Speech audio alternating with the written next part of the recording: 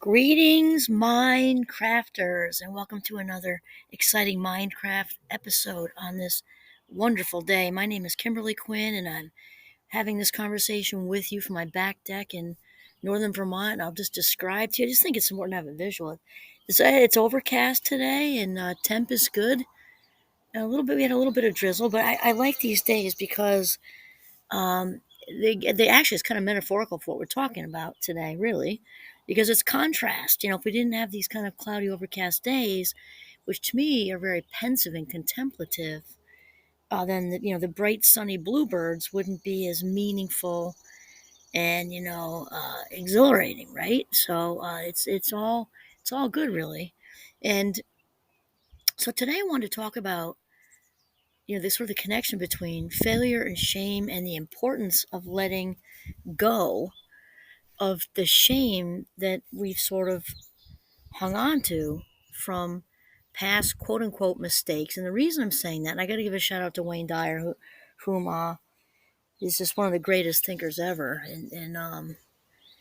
Just he was such on a mission for, you know, uh, self love and self reliance and inner peace and all that good stuff that he's just amazing. And, he left such a legacy. So anyway, Wayne often talked about failure not existing, really, when you think about it, because it's just, and I know it's a word that really, well, none of us like it, but really frightens young adults, especially, at least for my own students. I hear it a lot. And of course, I run clubs at Champlain and such too. And they talk a lot about being, afraid of not meeting expectations. And, you hear the word fear or synonyms for fear a lot when they talk. And really, I like how Wayne kind of finds the anecdote for that, because really there is no such thing, because we're just people, human beings, imperfect human beings, moving around on this earth, thinking certain ways, which lead to feelings, which lead to behaviors, and those behaviors produce results. Now, whether they are in our favor necessarily in that minute, maybe not, and they're moving us in different directions, but in the end, it's all kind of meant to happen because it points us in new and different directions. So that's kind of what I want to talk about today. So when we look back, we would probably not say or do the same things we did back then. In a fabulous 58, I think of my college years, I think of my 20s, and when I had a great time, because I've always really kind of grabbed life by the ass, as they say, though I certainly made plenty of mistakes with money. I was wrestling with the impulsivity related to my fast-mindedness that some people choose to call ADHD, not me. I was really kind of, kind of in that for a while. Definitely most of my mistakes made, financially, just very impulsive. And now when I look back at 58, decades after I got a grip on things, I'm still a work in progress for sure, but I really gotten a handle on that. Gosh, I look back, I'm like, how did I even, where was my head? And that can be fill in the blank for whatever that is with you. And it was made mistakes with relationships, made mistakes with school or job choices or living situations, whatever, conversations, events, circumstances. Most of us with our now, more advanced selves, when we look back to, teenagehood, 20s, and it might be way later. People struggle with addiction, and that doesn't have to have an age related to it. Addiction, it is an equal opportunity employer that can grab hold at any time. And there can be a lot of shame around that for people, actually, because it might be in the 30s, 40s, 50s, or later, wondering, like, why can't I get a grip? Just why can't I get a grip? And so it's really important to um, realize that just whatever happened way back when, to let it go, let it all go, release the shame from your past and free that energy up to fulfill your destiny. And we are certainly not having this conversation today about not taking accountability. No, no way. And authentic people are also integrity based, right? Because it's all part of it. Being tapped in, tuned in, turned on, as Abraham Hicks would say, with our authentic self is, being connected to, the universe, God energy, source energy, creator of all things, higher power energy. So we're not saying not to take accountability. We're saying, okay, I frigged up. And in the 12-step programs, actually, I'm thinking of that right now because I spent some time as a child around AA for a family member in recovery, and we were only invited. Actually, my sister is almost 6 years younger. I'm not sure how many of those she went to, maybe a few. I went also for the cake. Part of it wasn't deep. I went to be supportive, and we didn't have a lot of sugar in our house ever. And those big, huge sheet cakes with the radioactive frosting, especially if you scored the corner piece, man, that was like 12-year-old heaven. So anyway, so I do remember though, even at my young age, I was around like 12, 13, 14. I went to some of the anniversaries, and I remember even at that young age how cool the talks were. And my memory is just how authentic they were, like Velveteen Rabbits. If you've ever read that children's book, it's great. Just no ego left, just purely authentic people. And most, if not all, of course, I don't remember all those talks anymore, but I do remember the feeling I had, and that most of them, when they were reflected upon with incredible strength and vulnerability and honesty, how grateful they were for what happened, not wanting to relive it necessarily, but grateful for the growth that came out of all that. Because the truth is, whether you're in recovery from addiction or recovery for, something else, we're all in recovery from something when you get to your 50s, because this is how it is. You've been around the block a few times. Stuff's happened that we have had to heal from, and it's so important to realize that we needed, at least for me, I'll talk for myself. I know that I needed to go through what I went through to get where I am now. As most of you know, the backstory I grew up in a very addicted household with a lot of mental illness, and inclusive of narcissism, which is the toxic of the toxic of the toxic, and just a lot of chaos and turbulence and violence actually too.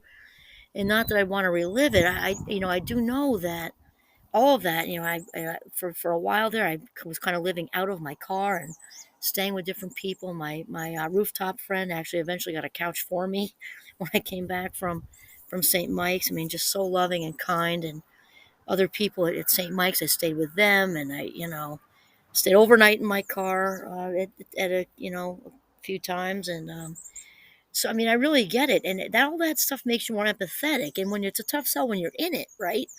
But when you look back, life really does happen for us, not to us. It happens for us, not to us, because without all of that, mistreatment and abuse, definitely just flat out neglect and also abuse. And I was told I was even homeless, which I never didn't really ever hear any really acknowledge that, because I always knew I'd find some place to go. But when after the 7 days article, and the reporter kind of was talking about my homelessness, I'm like, what? Back up there, buddy. And he was so wonderfully kind. He was amazing interviewing me with just such empathy and compassion, and really, wow, he was just phenomenal. But I'd never thought of myself as homeless, but well, I guess I was. Could define it by not having someplace solid to live and moving around and couch hopping and stuff. But all of that time of my life, I had no idea then, of course, was going to lead to all this growth and all this spirituality. And because of all the angels in my life and all these good people, my chosen family, who I sought out, again, not knowing when I was a teenager and younger, seeking out these good people, my rooftop friend and her mother, and, my whole St. Mike's crew, and that it all was meant to happen. And it so really when we are stuck in that in the time, we often measure ourselves against other people, and when we've gone through different things and made quote unquote mistakes, which again don't really exist, because without that contrast we don't grow, right? And so you can label it whatever you want to, but I think when we delete the word failure, just because there's such a stigma attached to it, the mistakes, or call it what you want. But really, it's not about measuring us up against other people, but we often do that, right? Like, how come I'm not farther along with my job? How come I don't have a partner yet?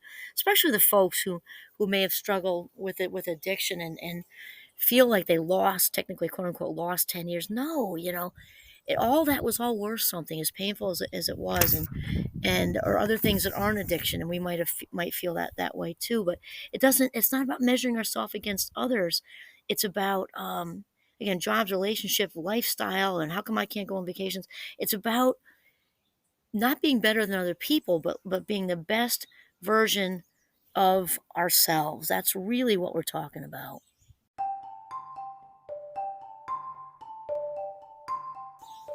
So again, for me, I know, like, when I've looked back and reflected on a lot of things that happened, and the money mistakes I made and different things like that, and you know, in, or, impulsivity related, because that's definitely been my own biggest challenge in life, mostly with money, but in other ways. It's also been the double-edged sword, right? I did a TEDx talk on that because I'm also really fun and spontaneous. It's not all bad, because I do grab life by the ass, and so that's why I can kind of go either way. But I look back and reflect on it, and um, it all helped to bring me to a place of more empathy, more compassion, really more understanding for when other people have had situations in their life where they've lived out of their car, or haven't had toxic people in their lives, or fast mind club members who have carrying on a ton of shame for feeling like screw ups and things like that. It just has you just honestly becoming a better human being. And it's important too, and I know this is a big thing in the 12-step program, to make amends where you can, when you look back. But I forget exactly the wording of it, and it's really good, but I'm going to have to paraphrase here a little bit. To make amends when it's not going to cause more harm. Because sometimes, because that makes it about us, right? When we just want to fix it, apologize, make it better. And if we've hurt somebody so much that isn't in their best interest, we have to take that into consideration. Maybe just send the love to them privately. They don't need to know. Send the loves and then forgive us, forgive them, forgive everybody. This is all about clearing the space. So, and if you can make amends, do it. If it's going to cause harm again, don't. But it's important to have that, that spiritual connection, not religion necessarily. If you're a prayer, do that. But sending the love and good energy to that person is really super important, because that comes right back to us. And self-forgiveness is extremely important. And we're not saying in a way that gives us a pass whatever harmful thing we did. It doesn't, though. Like, we screwed up, and that's it, and it's over, water under the bridge. And to forgive ourselves by just saying, okay, I'm choosing to move forward now. I have a friend of mine who very recently gave me this great visual when she was talking about her bipolar and all the not so good choice making she had, and all the harm that came out of it to certain people, and how she would often get stuck in that shame, trying to lasso a brick wall and keep trying to move it and change it, and you can't, because whatever happened happened. So to send yourself the forgiveness, wrap around it, not giving a pass, just letting it go. And Claudia Black, the famous, you hear me talk about her in different episodes, famous pioneer in the 80s. She's still been at it for decades, but the ACOA pioneer, Adult Children of Alcoholics, really is the best definition of forgiveness I've ever heard. Because we often say forgiveness is forgetting, right? To forgive is forget, and that's crap. Because the mind is not like a computer with a delete button, and anybody who's experienced trauma knows that for certain. So these memories just flood us sometimes. So Claudia says forgiveness has absolutely nothing to do with forgetting, but everything to do with remembering and choosing to move forward. So you screwed up, somebody else screwed up, somebody hurt you, you hurt them, on the scale of really bad even. And really all we can do at this point is let it go and wrap around yourself like a burrito with love and kindness, because we want to free up that space, just like a computer. When a computer is clogged with stuff, it moves slowly and it can't perform.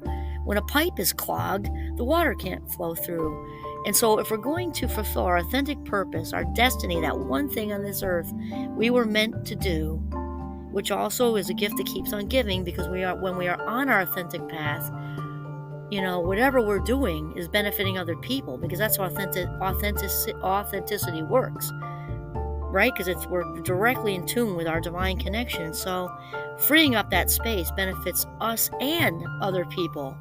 And so it's so important to make peace with all this stuff, our imperfections, and realize that there is no such thing as failure, that we're human beings. We are imperfect human beings. We are actually spiritual beings having the human experience. And that humanity piece involves all of this contrast to get us in a more advanced spiritual place where we love ourselves and other people, at a higher level. And that's what it's truly about.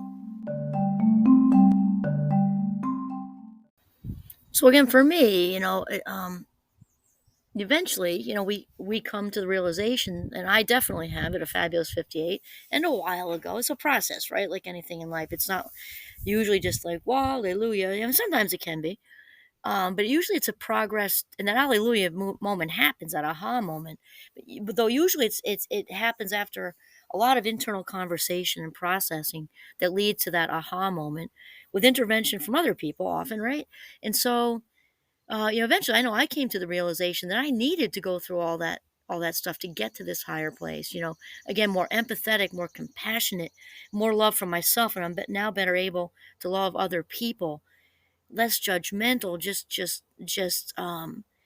we just become better people with this contrast. Because so this is why it's important, to embrace the contrast and bless it. That's like super Buddhist, which again is a tough sell when we're in it, to really, bless all that pain and agony that got us here. And again, we're not saying we want to relive it, but to bless the contrast because of where it gets us. Life doesn't happen to us, but happens for us, and we become way better people because of the contrast. And it also helps us to, forgive the people who were part of the contrast, because we realize that they were all part of our story. It doesn't give them a pass either, but without the this and the that and the that and the this and all the hurt and pain along the way from other human beings interacting with us, we wouldn't be where we are. So really, they're all kind of characters on the stage. And when we realize that, it can help us to, again, we're not saying to not that anybody gets a pass. It just helps us to look at it from a little different perspective, where it's all really, in the end, it's about helping us to move along, move forward, to live the best, highest version of who we are meant to be. And that's it. So this is Kimberly Quinn signing off from the beautiful, very contemplative day in northern Vermont. Have a mindful day.